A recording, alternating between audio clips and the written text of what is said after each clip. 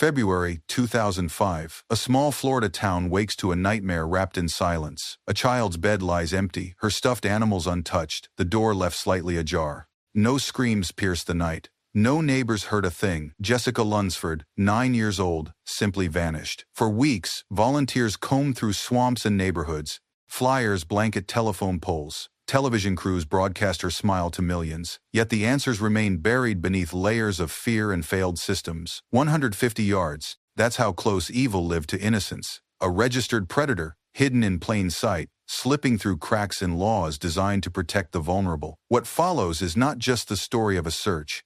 It's the account of a father who transformed unbearable grief into a national movement, ensuring his daughter's name would forever mean protection. How many children might have been saved if the system hadn't failed Jessica first? Before we get into the story, drop a comment with your country and the time right now. The morning of February 24th arrives with deceptive calm. Sunlight filters through pine trees surrounding the mobile home park in Homosassa. Mark Lunsford opens his daughter's bedroom door, expecting to wake her for breakfast. Instead, he finds emptiness. The blankets lie smooth. Her favorite stuffed dolphin sits exactly where she left it. Nothing appears disturbed, yet Jessica is gone. Mark's pulse quickens. He checks the bathroom, the living room, outside. He calls her name, voice rising with each repetition. His father emerges from another room, confusion turning to alarm as Mark explains. The front door. Mark remembers locking it the night before. Now it stands unlocked. He grabs the phone. His hands shake as he dials. The emergency operator's voice sounds distant, professional, asking questions Mark can barely process. His daughter, 9 years old, brown hair, last seen wearing a nightgown, purple dolphins printed on pink fabric. The operator tells him deputies are on their way. Mark returns to Jessica's room, searching for anything he might have missed. Everything remains exactly as it should be, except for the absence of the girl who belongs there. Minutes stretch into eternities. Mark replays the previous evening. Jessica had been happy, singing along to television shows, chattering about school. They'd said goodnight around 9. He'd checked on her later, seen her sleeping peacefully. How does a child disappear from a locked home without leaving a trace? The first patrol car arrives within 12 minutes. Deputy after deputy enters the small mobile home,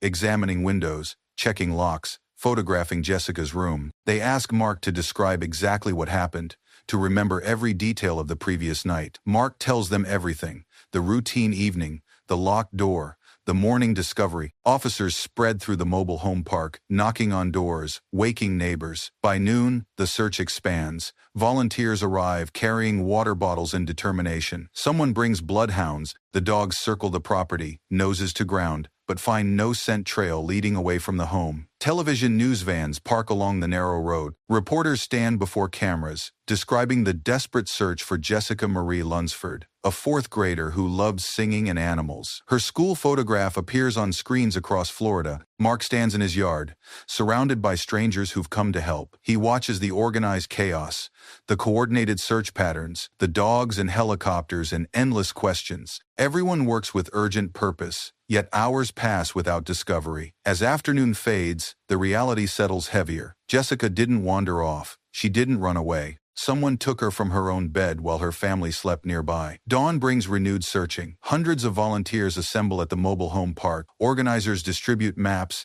dividing the surrounding area into grids. Searchers will examine every inch of woods, every drainage ditch, every abandoned structure within miles. The detective arrives as teams deploy, a veteran investigator with 2 decades of experience. The detective moves through the scene with methodical precision. Every detail matters. Every inconsistency deserves attention. The detective examines Jessica's room again, this time looking beyond the obvious. The window remains locked from inside. No signs of forced entry anywhere. The perpetrator either had a key or knew the door would be unlocked. Mark provides the detective with photographs of Jessica, descriptions of her clothing, details about her routines. The detective listens carefully, taking notes, asking questions that seem almost too specific. Who had access to the home? Who knew the family's schedule?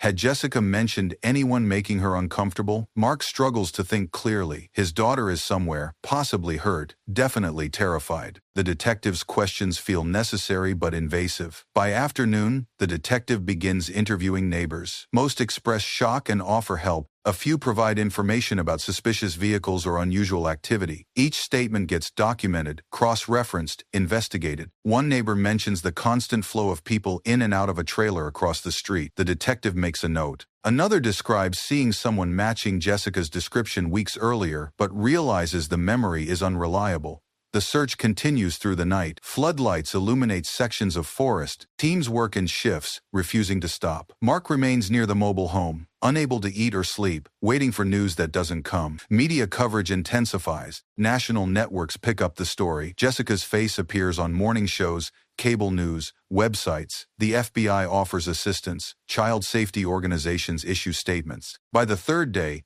the detective focuses on a more methodical approach. The emotional urgency remains, but random searching yields nothing. They need evidence, patterns, connections. The detective reviews registered sex offenders living within a 5-mile radius. Florida maintains detailed records after several high-profile cases expose gaps in monitoring. The list contains 14 names. One by one, officers visit each registered offender, verifying addresses, conducting interviews, checking alibis. Most cooperate immediately, understanding the severity. Several have solid alibis. Others live with family who account for their whereabouts. Then, the detective notices something. One registered offender failed to update his address as required by law. John Evander Cooey registered an address several miles away, but actually lives much closer, 150 yards from the Lunsford home. The detective's expression doesn't change, but the significance registers immediately. Cooey's criminal history includes convictions for burglary and sexual assault on a child. He served time, got released, registered as required, then disappeared into the system's cracks by providing false information. The detective drives to the address where Cooey supposedly lives. The house stands empty, clearly abandoned. No one has resided there in months. The detective returns to the station and pulls Cooey's complete file. The record reveals a pattern of predatory behavior spanning decades. Multiple convictions, multiple incarcerations, multiple violations of parole and registration requirements.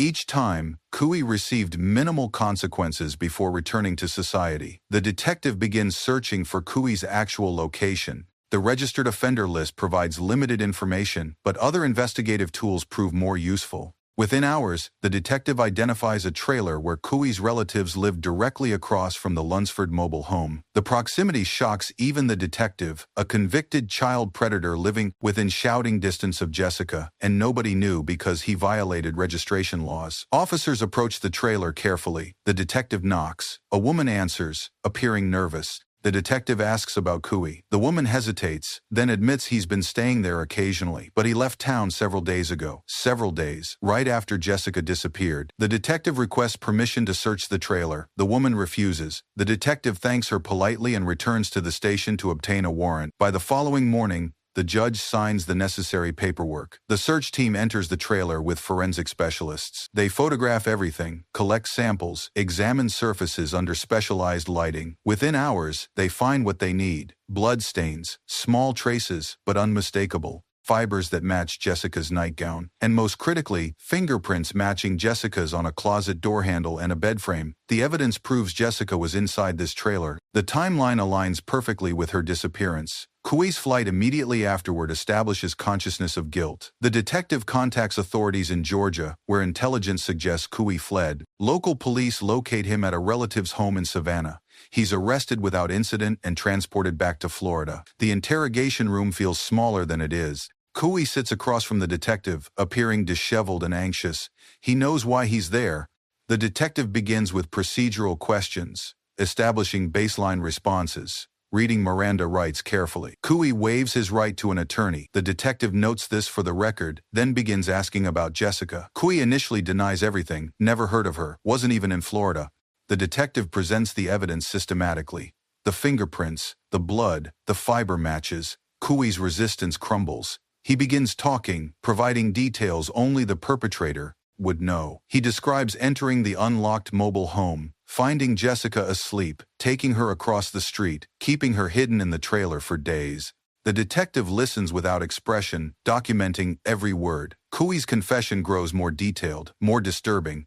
He describes Jessica's fear, her pleas, his own twisted justifications. Then Kui reveals the worst. Jessica is dead, has been for weeks. He buried her nearby, in a shallow grave, still bound and wrapped in plastic bags. The detective's professional composure remains intact, but internally, the news hits hard. Everyone hoped for a different outcome. Everyone wanted to bring Jessica home alive. The detective coordinates the recovery operation. Kui provides directions to the location, a residential yard less than half a mile from the Lunsford home. Officers cordon off the area. Forensic teams begin excavating carefully, treating the site as both crime scene and grave. They find Jessica exactly where Kui said she would be. She's wrapped in garbage bags, hands bound behind her back, partially buried beneath dirt and debris. The medical examiner later determines she was alive when buried, suffocating in the darkness while her family searched desperately. Mark receives the news at home. Officers deliver it gently, but no amount of preparation softens such horror. His daughter spent her final moments in terror,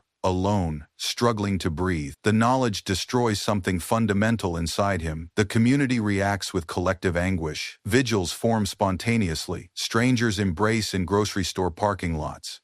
The mobile home park where Jessica lived becomes a memorial site, flowers and stuffed animals piling against trees. The detective continues building the case. Kui's confession provides crucial information, but the defense attorney will attack its admissibility. They'll argue coercion, mental incompetence, procedural violations.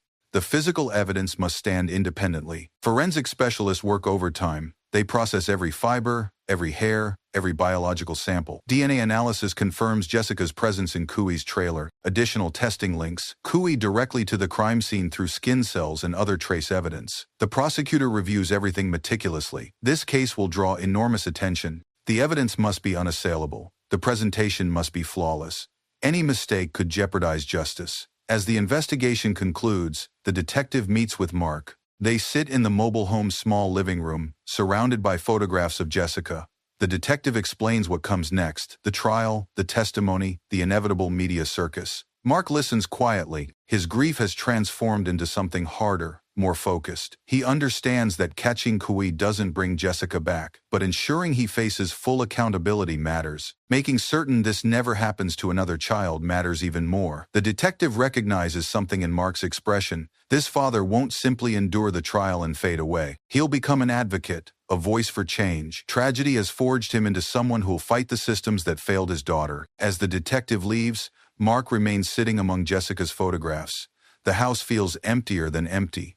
It feels haunted by absence, by the laughter and singing that will never return. But Mark also feels something new forming: purpose, direction, a mission born from devastation. 2 years pass before the trial begins. Legal maneuvering delays proceedings repeatedly. The defense attorney files motion after motion: change of venue, suppress evidence, mental competency evaluation. The judge considers each carefully, balancing defendant rights against public interest. Finally, in March 2007, the trial opens in Miami. The courtroom fills beyond capacity. Reporters occupy every available seat. Sketch artists position themselves strategically. Armed officers maintain order as observers pack the gallery. The judge calls the court to session. The jury, selected after exhaustive voir dire, sits attentively. 12 ordinary citizens tasked with extraordinary responsibility. The prosecutor begins opening statements. The presentation is methodical, dispassionate, devastating. Jessica was a child, living ordinary life. Kui was a predator with documented history. Their worlds collided because systems designed to protect children failed. The prosecutor outlines the evidence: fingerprints, DNA, fibers, blood traces, Kui's confession. Each element will be proven beyond doubt. The narrative requires no embellishment. The facts speak with sufficient horror. The defense attorney approaches differently. Kui's actions are not disputed. The evidence proves his involvement. However, the defense attorney argues, Kui suffers from severe mental impairment. His IQ tests below average. His decision-making capacity is compromised. The confession was obtained improperly, without adequate mental health screening. The judge listens impassively. The legal arguments will unfold over weeks. Every objection will be considered. Every witness will be heard. The prosecutor calls the first witnesses. Officers describe the search, the desperation, the ultimate discovery. Their testimony establishes the timeline and emotional context. Jurors watch video footage of the search efforts, seeing hundreds of volunteers combing through wilderness. Forensic specialists testify next. They explain how fingerprint analysis works, how DNA matching provides certainty, how fiber evidence connects location. The prosecutor introduces photographs of the physical evidence, each image numbered and documented. The defense attorney cross-examines aggressively, questioning methodology, suggesting contamination possibilities, highlighting any procedural irregularities. The forensic specialists remain unshaken. Their conclusions are scientifically sound. The prosecutor presents Cooey's confession. However, the judge has already ruled portions inadmissible due to concerns about whether Cooey fully understood his rights. The prosecutor works around this limitation, focusing on physical evidence that independently proves guilt. The medical examiner testifies about Jessica's remains. The testimony is clinical but heartbreaking. She was alive when buried. She struggled. She suffocated slowly. The courtroom falls silent as these details emerge. Mark sits in the gallery throughout, enduring every painful revelation. He needs to witness this.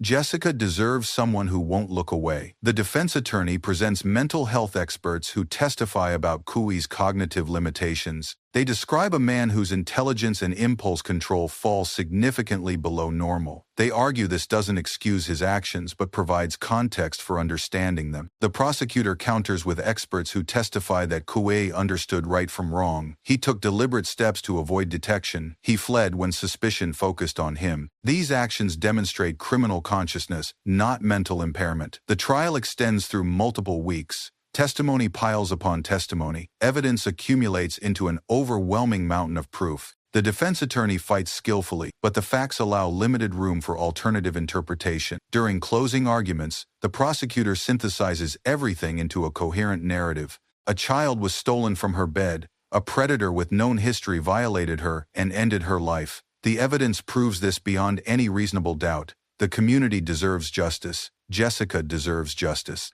The defense attorney makes a final plea for consideration of Cooey's mental state. The law recognizes diminished capacity. Cooey's actions were monstrous, but his limited mental function must factor into deliberations. The judge instructs the jury carefully.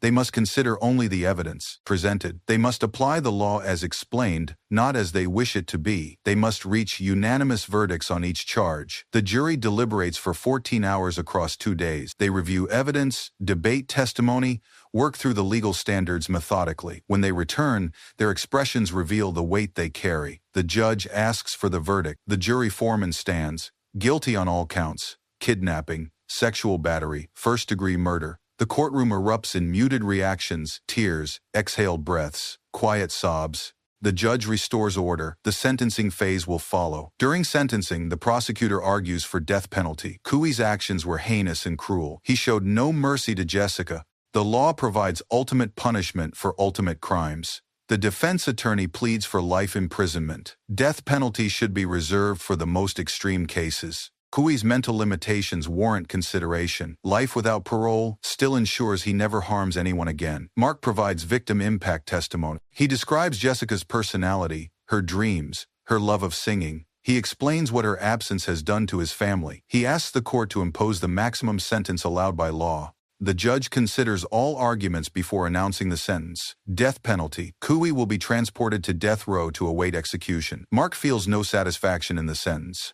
It doesn't bring Jessica back, but it represents society's strongest statement that children must be protected, that predators face full consequences. As Cooey is led away, he shows little reaction. His expression remains blank, almost confused. Whether this reflects genuine mental limitation or calculated performance remains debatable. The trial concludes. Media coverage intensifies briefly, then begins fading as new stories demand attention. But for Mark, this isn't an ending. It's a beginning. The months following the trial transform Mark. Grief remains constant, but anger and frustration find new channels. He begins researching sex offender laws, studying registration requirements, identifying system failures. Jessica died because Cooey violated registration laws without consequence. He lived 150 yards away, and nobody knew. The system designed to track predators failed completely. Mark contacts legislators, he writes letters, he makes phone calls, he explains what happened to Jessica and argues it could happen to any child as long as loopholes remain. Initially, he receives polite acknowledgement but little action. Politicians offer condolences but avoid committing to specific reforms. Mark persists. He's not asking for sympathy. He's demanding change. A state representative finally agrees to meet. They discuss potential legislation, stricter registration requirements, GPS monitoring, increased penalties for violations, mandatory residence restrictions. The representative listens carefully, taking notes. Within weeks, a bill begins taking shape. The proposed law would require more frequent registration updates, electronic monitoring of high-risk offenders, and severe penalties for registration violations. It would also create a public database easily accessible to parents. Mark works closely with drafters, providing insight into what went wrong in Jessica's case. Every loophole Cooey exploited becomes a provision in the new legislation. The bill isn't just about punishment, it's about prevention. The proposed legislation, called the Jessica Lunsford Act, enters the Florida legislature in early 2005. Mark attends every committee hearing, every debate, every procedural vote. He tells Jessica's story repeatedly, refusing to let legislators forget why this matters. Opposition emerges from predictable sources.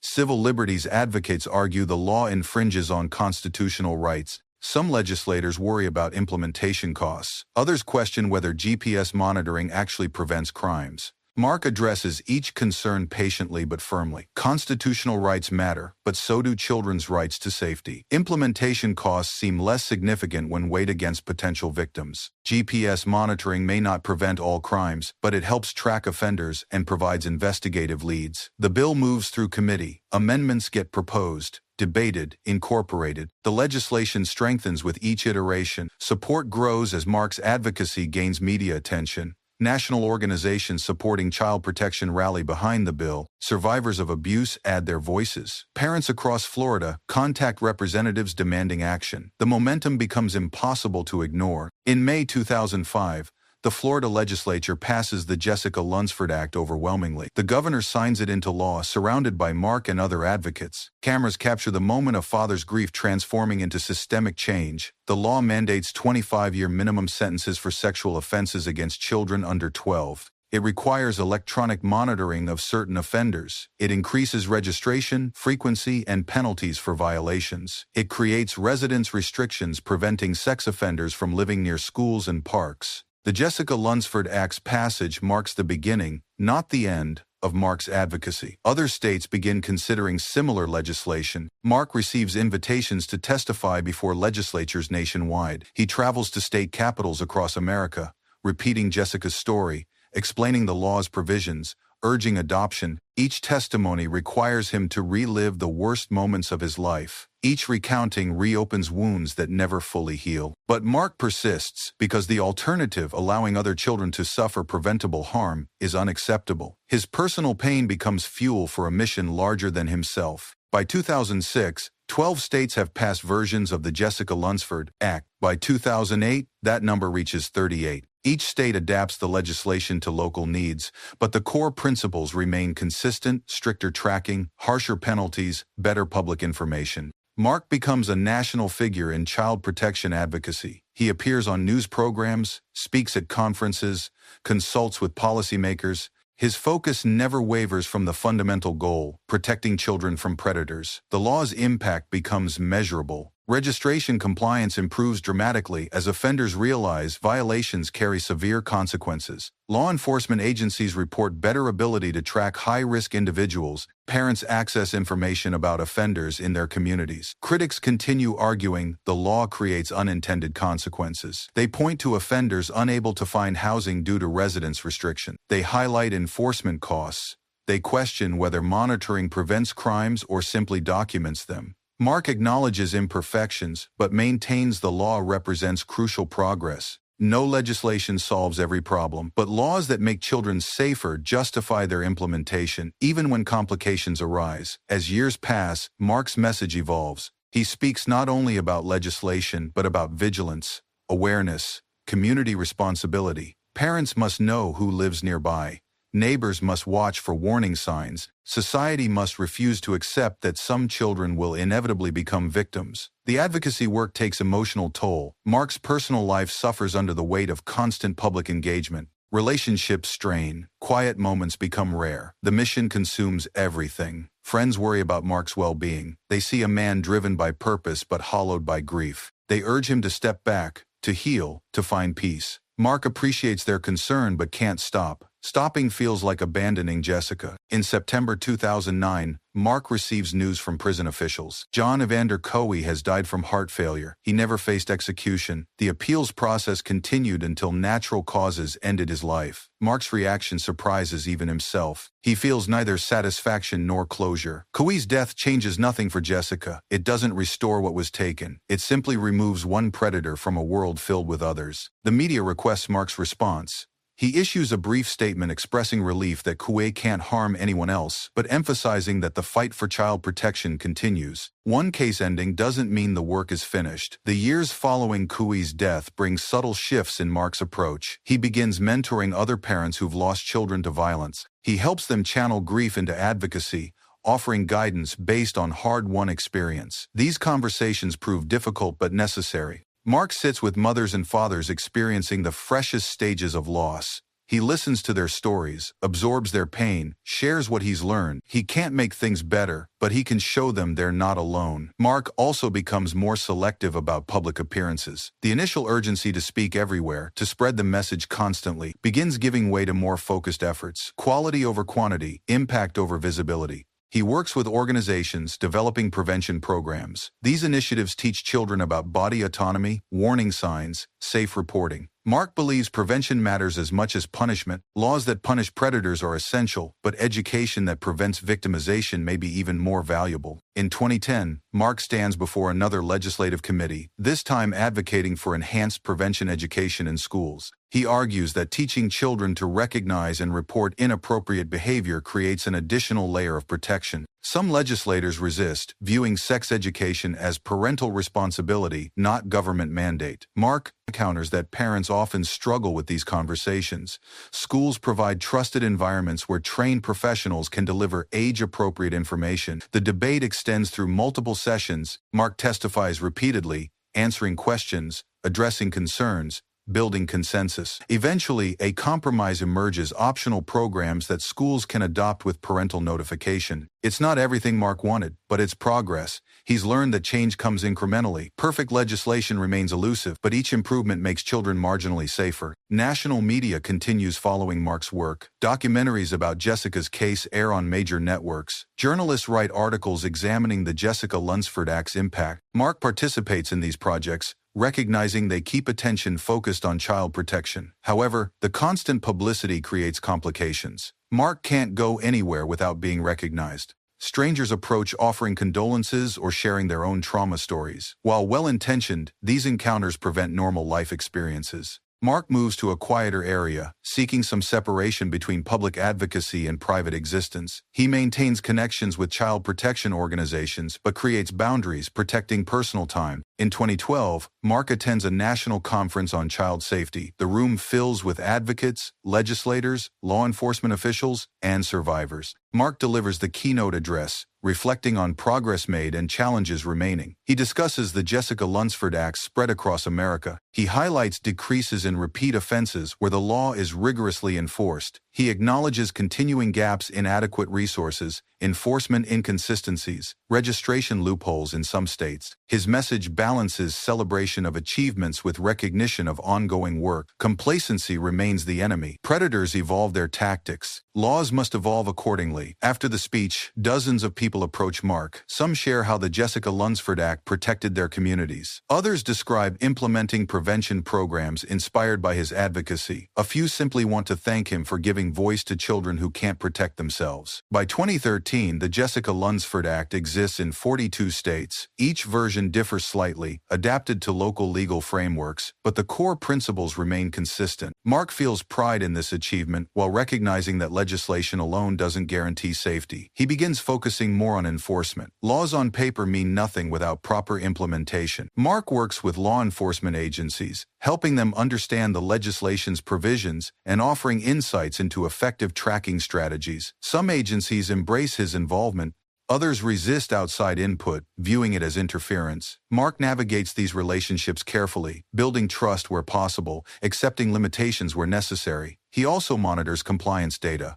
Statistics show that registration violations have decreased significantly in states with strict penalties. GPS monitoring helps solve crimes faster when offenses occur. Public databases empower parents to make informed decisions about their children's activities. However, data also reveals concerning patterns. Some offenders disappear rather than comply with restrictions.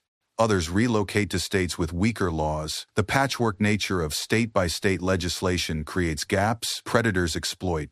Mark begins advocating for federal legislation that would establish minimum standards nationwide. He meets with congressional representatives, presenting evidence that inconsistent state laws undermine protection efforts. The federal proposal faces significant obstacles. States' rights advocates oppose federal mandates. Some legislators argue existing laws sufficiently address the problem. Others worry about funding requirements. Mark testifies before congressional committees, bringing the same passion he showed to state legislators years earlier. He explains how predators exploit interstate differences. He argues that child protection justifies federal standards. The proposed federal legislation stalls in committee. Mark experiences frustration but not surprise. Federal action moves slower than state initiatives. He continues building support, knowing change may take years. Meanwhile, his personal life continues evolving. Mark has aged visibly, the stress of constant advocacy etched into his features. Friends encourage him to slow down, to focus on his own well-being. Mark tries, with limited success. He begins seeing a therapist specializing in grief and trauma. The sessions force him to confront emotions he's channeled into activism for years. Beneath the mission, beneath the purpose, lies profound loss that no amount of legislative success can remedy. The therapist helps Mark understand that his advocacy, while valuable, also serves as avoidance mechanism. By constantly working to protect other children, he doesn't have to fully face what happened to Jessica. The work provides purpose but prevents healing. Mark resists this interpretation initially. His advocacy isn't avoidance, it's meaningful action born from tragedy. But gradually, he acknowledges the therapist's point. He's been running from pain by fighting constantly against its source. In 2014, Mark makes a conscious decision to reduce his public schedule. He declines several speaking invitations. He steps back from day-to-day involvement with advocacy organizations. He begins focusing on personal healing while remaining available for crucial initiatives. The decision feels simultaneously liberating and guilt-inducing. Mark worries that reducing his visibility means abandoning Jessica's memory, but he recognizes that burning himself out serves nobody. Sustainable advocacy requires balance. He spends more time with extended family. His relationships, strained by years of single-minded focus, begin healing. He rediscovers interests set aside when advocacy consumed everything. He allows himself moments of joy without immediate guilt. Mark also begins writing. He documents Jessica's life, not the crime that ended it, but the personality, dreams, and love she brought to the world. He wants people to know her as more than a victim, more than a name on legislation. The writing process proves therapeutic. Remembering happy moments, funny conversations, ordinary days helps Mark reconnect with Jessica as she was, not just as she was taken. The memories bring both tears and smiles. In 2015, Mark publishes a memoir. The book tells Jessica's story but also examines the advocacy journey that followed. He's honest about the emotional cost, the relationships sacrificed, the moments he questioned whether continuing mattered. The memoir receives significant attention. Readers respond to its honesty and vulnerability. Many who've experienced similar losses reach out, thanking Mark for articulating feelings they couldn't express. Mark does a limited book tour, speaking at bookstores and libraries rather than legislative chambers. These conversations feel different from advocacy speeches. They're more personal, more reflective, less about policy and more about human experience. During one event, a woman approaches Mark afterward. Her daughter was murdered 15 years earlier. She explains how Mark's advocacy helped her find purpose in her own grief. She's now working to change laws in her state. She credits Mark's example with giving her direction. This conversation reinforces for Mark that his impact extends beyond legislation. By showing how tragedy can transform into meaningful action, he's helped others find paths through darkness. That legacy matters as much as any law. As 2016 arrives, Mark achieves something resembling equilibrium. He remains involved in child protection work, but no longer at the expense of everything else. He serves on advisory boards, consults on legislation, speaks at major events, but he also maintains personal boundaries. He visits Jessica's grave regularly, talking to her as he always has. He tells her about the laws passed in her name, the children protected, the predators caught. He also talks about daily life, family news, his efforts to heal. These conversations don't erase the pain, nothing will, but they help Mark feel connected to Jessica in ways beyond grief and activism. She remains his daughter, not just the catalyst for a movement. In 2017, Mark receives recognition at a national child safety conference. The organization honors his lifetime of advocacy and the Jessica Lunsford Act's transformative impact. The award comes with a substantial check designated for child protection initiatives. Mark accepts the honor graciously but deflects attention from himself. He emphasizes that Jessica's story and the stories of countless other victims drove the changes. He simply served as messenger for truth society needed to hear. During his acceptance speech, Mark reflects on how far child protection efforts have advanced. When Jessica was taken, registry systems were fragmented and easily circumvented.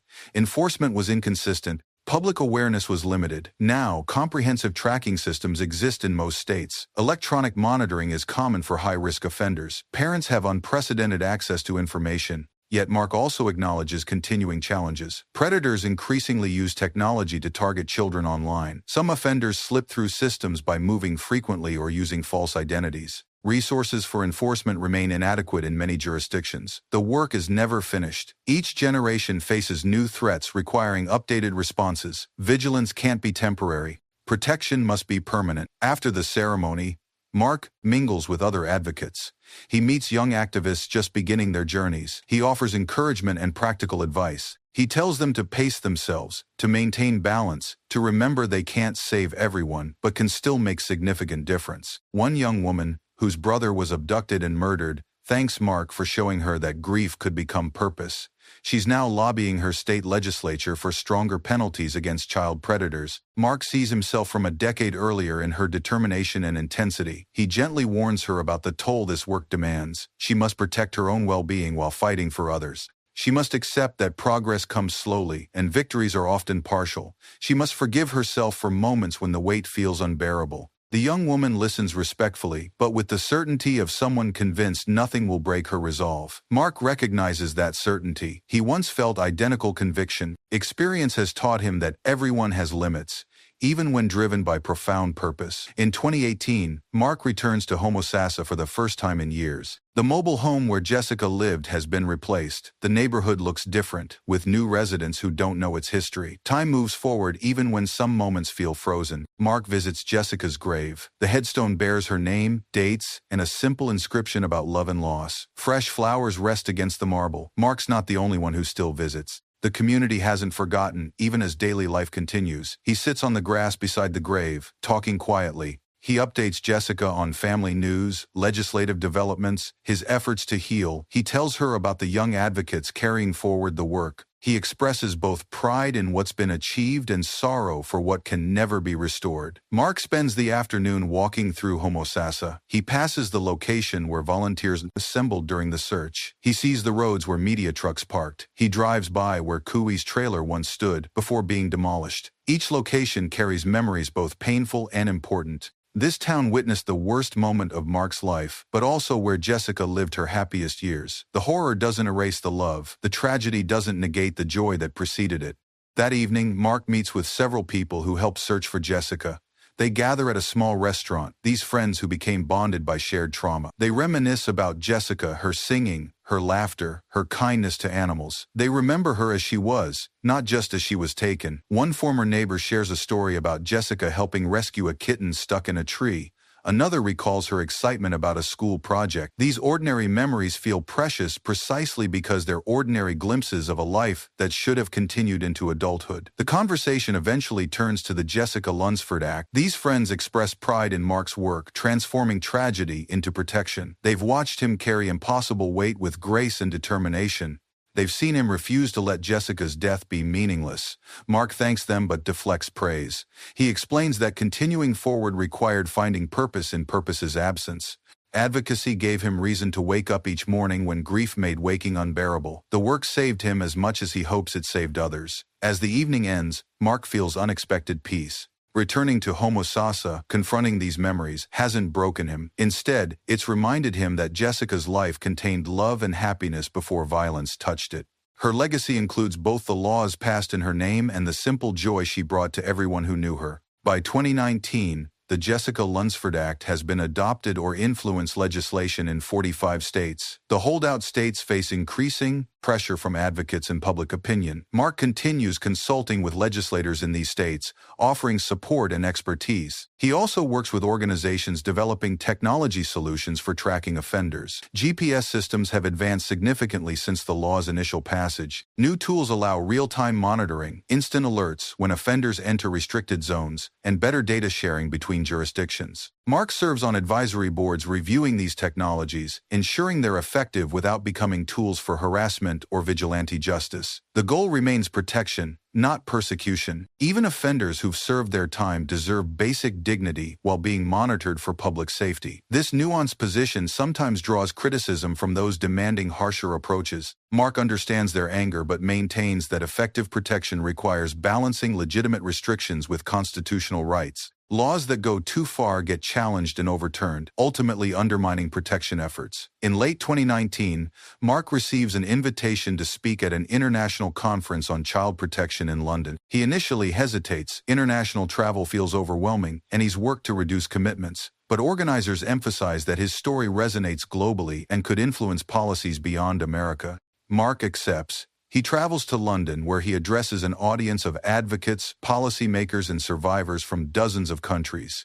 He discusses the Jessica Lunsford Act's development and impact, but he also speaks about the human cost of advocacy and the importance of supporting those who fight these battles. During the conference, Mark meets advocates facing similar struggles in countries with weaker child protection frameworks. Some describe systems where sex offender registries don't exist. Others explain cultural barriers, preventing open discussion of child abuse. Many express frustration with legal systems that prioritize offender privacy over community safety. Mark shares lessons learned from American experience. He emphasizes the importance of building coalitions, maintaining public pressure, and crafting legislation that survives legal challenges. He warns against burnout and encourages self-care among advocates. One woman from Eastern Europe thanks Mark tearfully. Her niece was murdered by a repeat offender who'd been released without community notification. She's been fighting for registry laws for 3 years with minimal success. Mark's presence validates her struggle and renews her determination. These conversations remind Mark why his work matters beyond personal healing. Jessica's story touched something universal: every parent's fear, every community's vulnerability,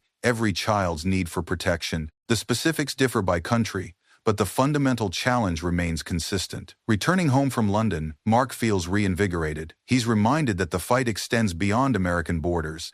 Child protection is a global imperative requiring sustained international effort. His role may be smaller now than during peak advocacy years, but it remains meaningful. In 2020, the COVID pandemic disrupts everything, including advocacy work. In-person conferences cancel.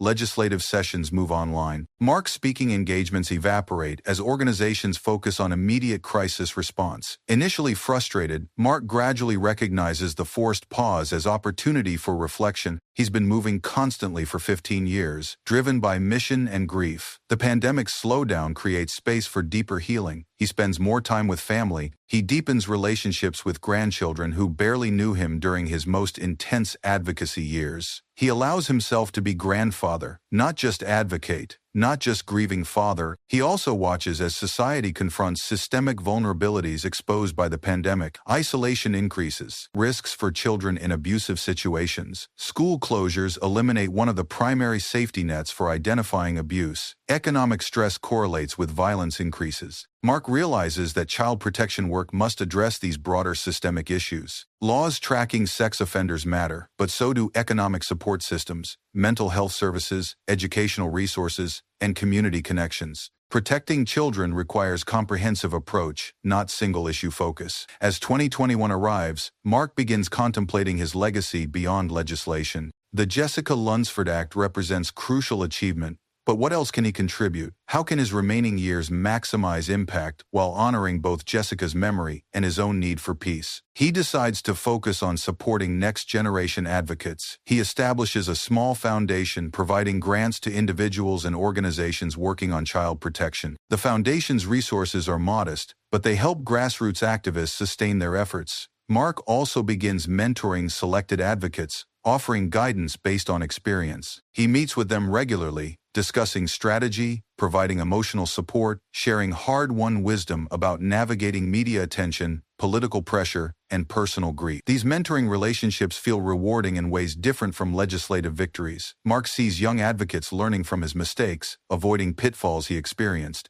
building on foundations he established. The work will continue after he's gone, carried forward by people he's helped prepare. In spring 2021, Mark receives unexpected news. One of the holdout states, the few that hadn't adopted Jessica Lunsford Act principles, is reconsidering its position. A legislator who lost a grandchild to a registered offender has introduced comprehensive child protection legislation modeled on Jessica's law. The legislator contacts Mark, requesting testimony and support. Mark agrees immediately. This represents a chance to extend protections to one of the final gaps in national coverage. He travels to the state capitol, where he testifies before committee. The hearing room is packed with supporters and opponents. Mark tells Jessica's story for what feels like the 1,000th time, but he finds fresh emotion in the telling. The pain never fully diminishes. He explains how Cooey exploited registration loopholes. He describes the anguish of learning a registered predator lived steps away without anyone knowing. He details the Jessica Lunsford Act's provisions and their proven effectiveness in other states. Opposition testimony argues the law creates housing crises for offenders and burdens law enforcement with unfunded mandates. Mark acknowledges these concerns but maintains that child safety justifies the costs and complications. The committee debates for hours.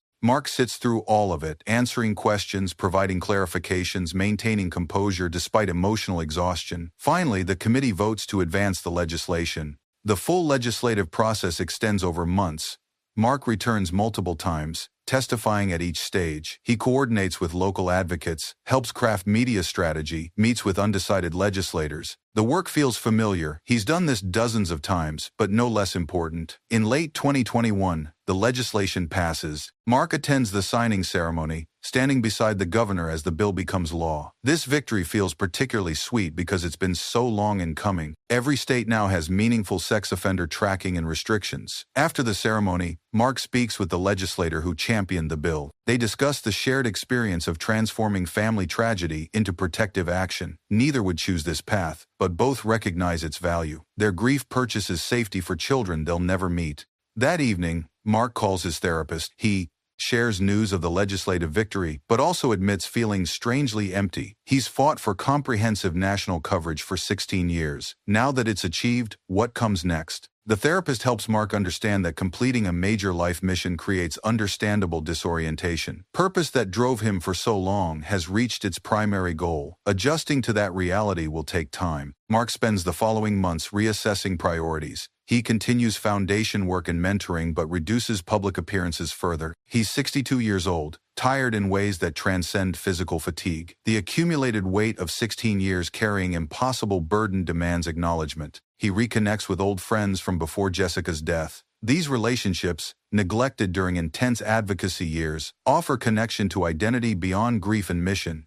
They remember Mark as he was father, friend, ordinary person, not just as advocate or symbol. He also takes up hobbies set aside long ago. He starts fishing again, spending quiet mornings on local lakes. The solitude feels healing rather than lonely. The rhythm of casting and waiting provides meditation that activism never allowed. In early 2022, Mark visits Jessica's grave on what would have been her 26th birthday. He brings flowers and sits in silence for a long time. He tells her about the final state adopting her law. He expresses both satisfaction and sorrow. Satisfaction that protections are now nationwide. Sorrow that they came too late for her. He also tells Jessica about his efforts to heal, to find balance, to honor her memory without losing himself completely to the mission. He hopes she'd approve, that she'd want him to find peace, that she'd understand his need to step back while others carry the work forward. As he sits there, Mark realizes something fundamental has shifted. For 16 years, guilt drove much of his advocacy. Guilt that he didn't protect her. Guilt that he didn't know Cooey lived nearby.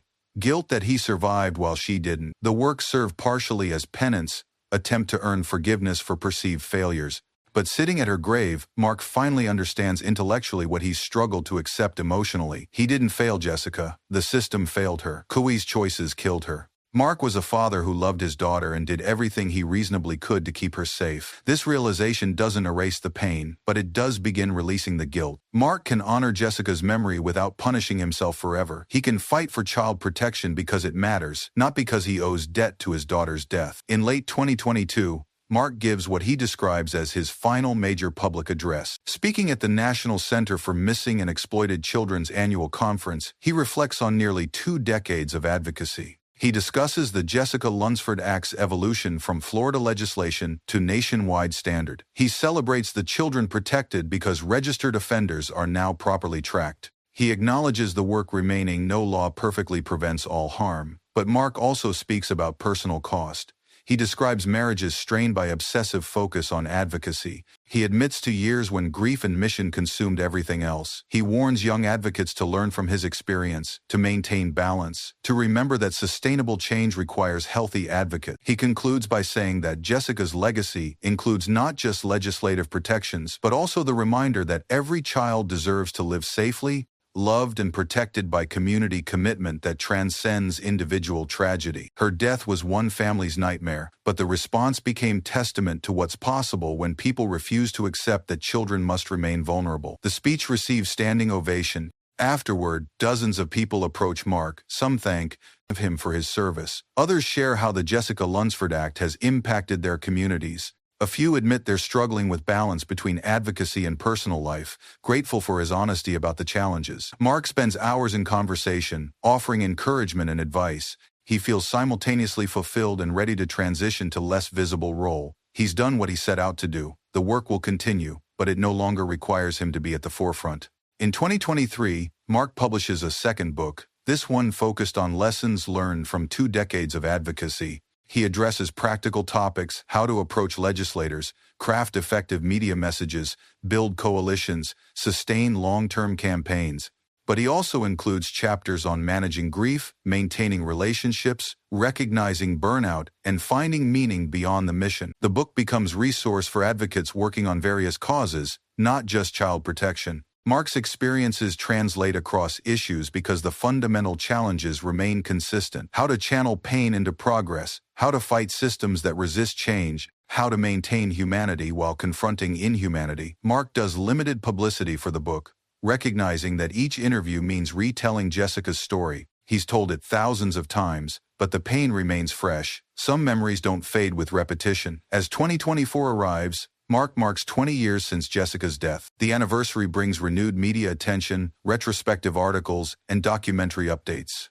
Mark participates selectively, understanding that keeping Jessica's story alive serves ongoing protection efforts. But he also sets firmer boundaries. He declines most interview requests. He refers journalists to other advocates who can discuss current child protection issues. He's willing to discuss Jessica's legacy, but not to become permanent exhibit in Tragedy Museum. On February 24, 2024, the 20th anniversary of discovering Jessica missing, Mark spends the day privately. He visits her grave in the morning, talks to her, leaves, flowers. He spends the afternoon with family, sharing memories of Jessica's personality and life before loss defined everything. That evening, Mark sits alone on his porch, watching sunset. He reflects on how these 20 years have reshaped him. He's no longer the man who woke up that morning to find his daughter missing. Grief has carved away parts of who he was while forging new dimensions to his character. He thinks about Jessica often not just her death, but her life, her laugh, her singing, her love of animals, her kindness to others. These memories remain precious, untainted by what followed. Tragedy ended her life but doesn't erase the years she lived. Mark also thinks about the tens of thousands of children who've been protected by laws bearing Jessica's name, predators who've been tracked and caught, communities that have been made safer. These outcomes don't balance against Jessica's death. Nothing could, but they represent meaning constructed from meaninglessness. As darkness settles, Mark allows himself a moment of peace. He's fought for 20 years. He's transformed personal tragedy into systemic change. He's helped other grieving parents find purpose in their pain. He's honored Jessica's memory in every way he knows. Now, finally, he permits himself to rest.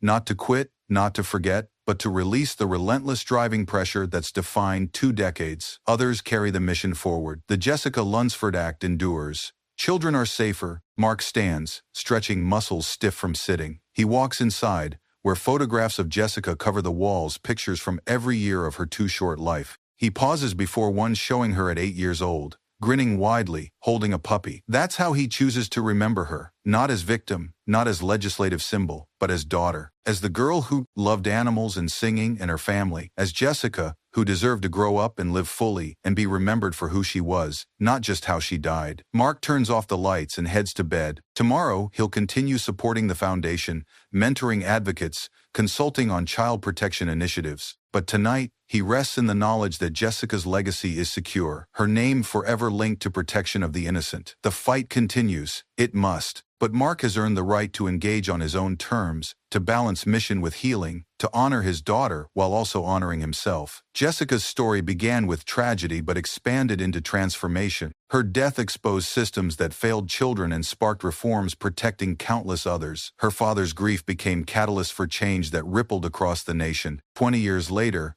that legacy endures. The Jessica Lunsford Act remains cornerstone of child protection law. Mark's advocacy inspired generation of activists. Jessica's memory lives in every child who sleeps safely because predators are tracked and restricted. This is not triumph over tragedy. Nothing triumphs over losing a child, but it represents resilience, purpose, and unwillingness to let evil have the final word. It shows how one family's worst moment can become turning point for systemic reform. As Mark drifts toward sleep, he whispers what has become his nightly practice. "Good night, Jessica. You are loved. You are remembered. You made the world safer just by being in it." The words offer small comfort but significant truth. Jessica's 9 years of life and the 2 decades of advocacy that followed her death have altered the landscape of child protection. Her legacy isn't defined by how she died, but by what grew from that darkness: laws, awareness, and commitment to ensuring no child faces preventable harm. Tomorrow will bring new challenges, ongoing efforts, and continued vigilance. Child protection requires sustained commitment across generations. But tonight, Mark rests. He's carried impossible weight with remarkable grace. He's transformed the worst experience imaginable into meaningful progress. He's honored his daughter in every way possible. Jessica's story doesn't have a happy ending. No story ending in Murdered Child can. But it has purposeful continuation, meaningful legacy, and demonstration that even profound darkness can't extinguish light of love and determination. The fight continues. The mission endures. The legacy lives on.